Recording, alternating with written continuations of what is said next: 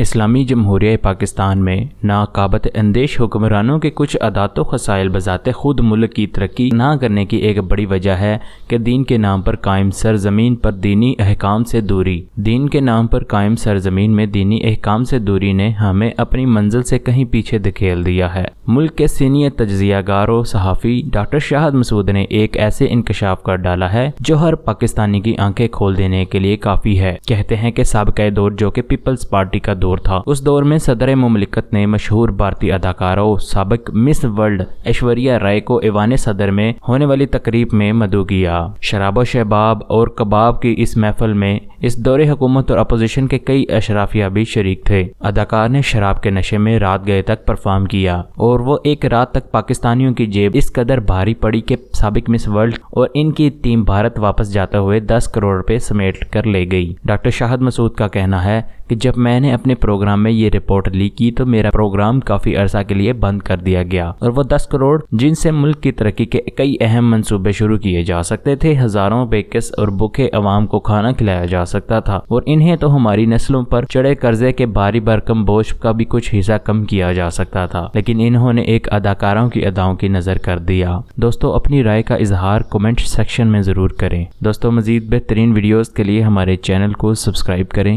اور بیل کے بٹن کو دبانا نہ بھولیں۔ شکریہ۔